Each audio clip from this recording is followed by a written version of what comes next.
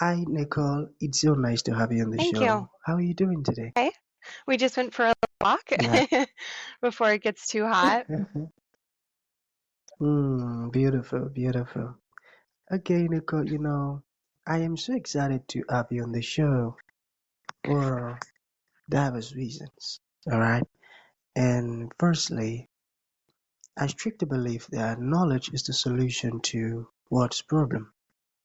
And secondly, I firmly believe that there are some things that Nicole knows, okay, that some of my audience needs to hear this stuff directly from your mouth in order to experience transformation. I firmly believe that. And thirdly, I am so convinced that even I myself will learn one or two things from your story, your insight, your experiences. So for that reason, Nicole, I want us to get started with your story, the challenges that you faced, and how you overcame them. And afterwards, I've gotten some beautiful questions for you. Very good. Okay, Nicole, over to you. Very good. Thank you. Yes, I also believe we are all unique and we all have a story to tell. So thank you for saying that. For me, I went through a bit of a traumatic event. Yeah, I'm there. I Okay, can good. see you. Very good. Go on, please. So I went through a traumatic event a few years ago, and it left me in a dark place. I was confused, and what people were trying to help me with, I felt like was making it a little more difficult, like I didn't understand myself. So, from that experience, going through that deeper depression, I've come out, and now I realize that every single word that we're using and the language we use is really affecting the life that we see. And I still experience depression. It's like little bits of depression in my day where that's how I choose to look at it, of like, if I'm looking at a situation in a negative way, I'm seeing that as a little bit of depression.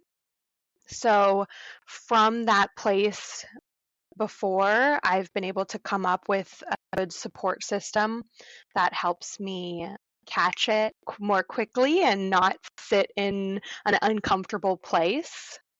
So it's been able to, help me grow and believe in myself more ways than I thought. Beautiful, beautiful. That's amazing. Okay, so shall we get started with the questions, Nicole? Okay, so how do you develop a growth mindset? Let's say someone asks you that question. What would your response be? Yeah, a growth mindset. Growth mindset. Yeah, and how do one develop a growth How mindset? does one Can develop you talk to us a about that? growth mindset? Thank you for repeating. Well, for me, it starts with little things that are happening in our life. So let's say you're driving along the road and someone's tailgating you. It could be as simple as that. Like, how are you looking at that situation? Um, so to develop a growth mindset is like, is it pissing you off? Are you, looking in the back mirror, you're getting angry? So why aren't you just pulling over? Like, how can we make sure you're okay in moments that are upsetting you? In the moment is how I'm creating a growth mindset. It's not, because sometimes I can look back on situations and be like, oh, I wish I'd said this or done this. So this is a positive thing, yes, but then bring it in. Yeah, a whole lot. Beautiful.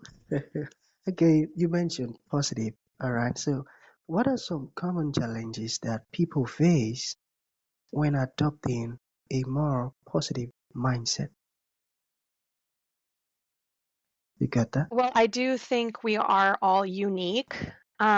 So something that I might go through might look differently on your side, but I think it all does have the same underlying base of. You got that. Beautiful. Okay, so let us talk about limiting beliefs. Okay, so you can dive deep, kind of personal, all right? So how do you overcome limiting beliefs, like to a limitless potential? From your story, can you share that with us? Yeah, how do You know, I overcome limiting beliefs? I like that. So, yeah, yeah.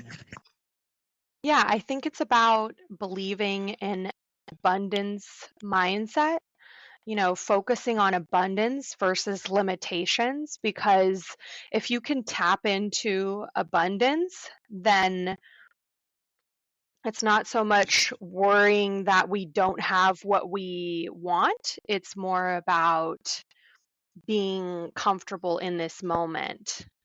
Ooh, just the other day, I was talking with my husband about um, like if I right now I'm uncomfortable with the amount of money I have, let's say. So and then I get more, I'm already conditioned to be uncomfortable with the amount of money I have. So even if I got more, Hmm. being uncomfortable with the amount. So you have to start appreciating what you have, feeling abundance now, and then you'll start to see more abundance come into your life. Beautiful. That's amazing. Oh man. I love the fact that you said that. Thank you. That's beautiful. Having the mindset, the mind of abundance, even when you know that it is little, but you have that mindset of abundance. So that's beautiful. I got that. I got that. Okay, so we have some questions more. All right. Let us talk about goal settings. Okay, so can you explain more about how goal setting means, how it means that you're coming from a place of scarcity? How does goal setting means that one is coming from a place of scarcity? You got Scarcity. that? Goal setting from a scarcity.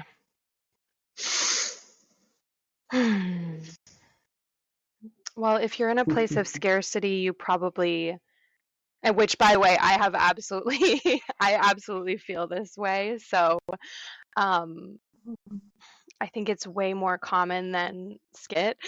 Um,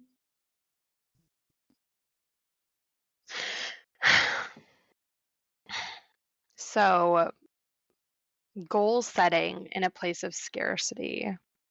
I think, I'm going to bring it back to like sitting in an uncomfortable place. That's kind of where I started was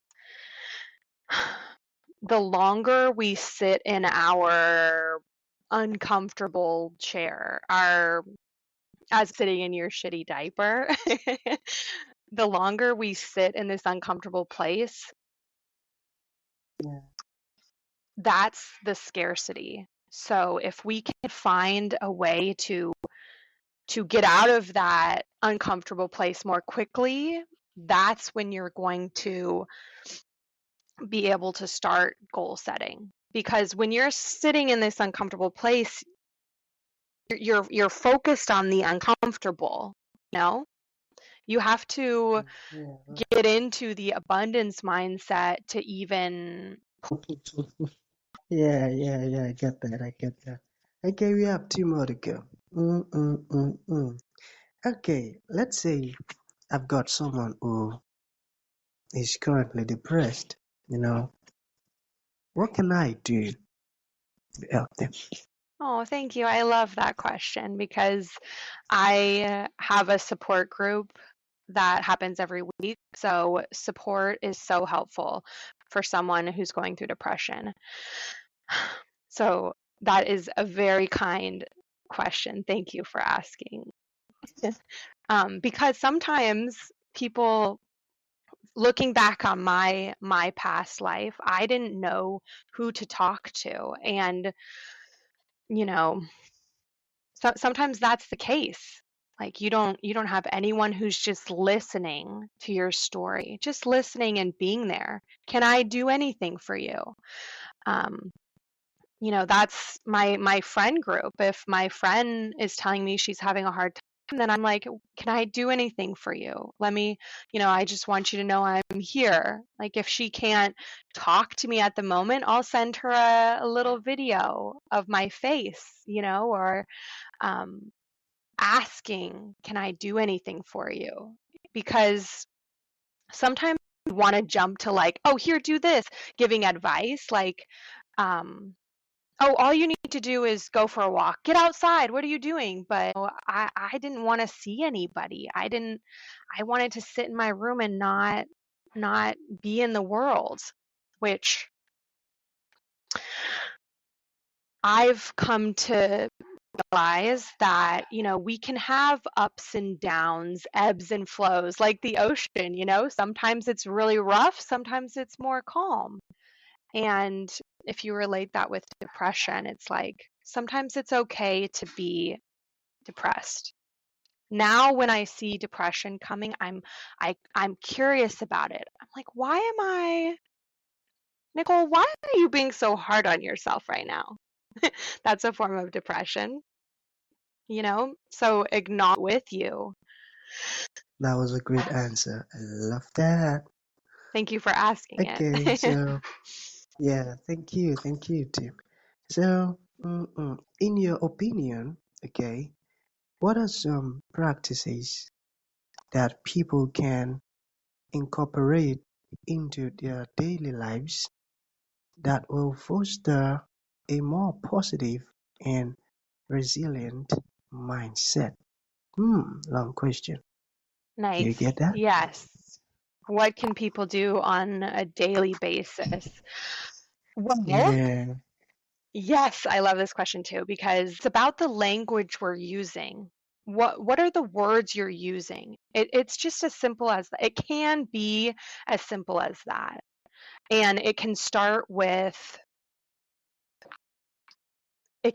everything you're saying, which, by the way, I just said everything you're saying, check everything you're saying, which is such a huge task, right? Like, that's a huge hurdle.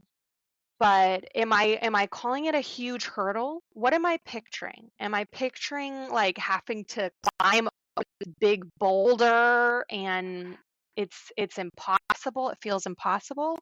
Or am I picturing just walking along a beautiful, noticing the thorns attached to the roses? You know what I mean? Um, Let me give you an example, a more specific example. It can be like, let's say you're at a grocery store and someone is standing a little bit too close to you. Have you ever felt this way? Like someone's, Yeah. yeah. So, what are you attaching to this meaning? Sometimes I don't even look back. I'm just like a little bit annoyed. I'm like, so, it's a little bit of a silly example, but that's what I love about this method is just looking at every little thing as an opportunity to learn and be you just start a conversation and then they start to tell you that they're late or Beautiful. Beautiful. I got that. Okay, Nicole. To bring this to a close, okay, what would you like to leave the audience with, like a final thought? And to those ones who would like to reach out to you, learn more about what you do, how can that be possible? yeah, thank you. Well, you asking about how you can support someone with depression, it shows that you're willing to be there for someone, a friend, right? So finding people who you can connect with and feel comfortable with and open up with is really how I was able to get out, and see a new perspective. Because when you see someone who already also have it. So yeah, if you connect with me or if you connect with someone you're meeting, then reach out to them and just that's So finding your tribe and finding your support system is very helpful long term too. Beautiful, beautiful. Okay, so your social media handles, how you can be reached. Faith Nicole coaching. Beautiful, beautiful. So that's gonna be the end of the show. Thank you for coming, and thank you for sharing this invaluable insight with Thank us. you. Oh man, it was great. Thank you. Thank you so. Yeah, of course. I'm sorry.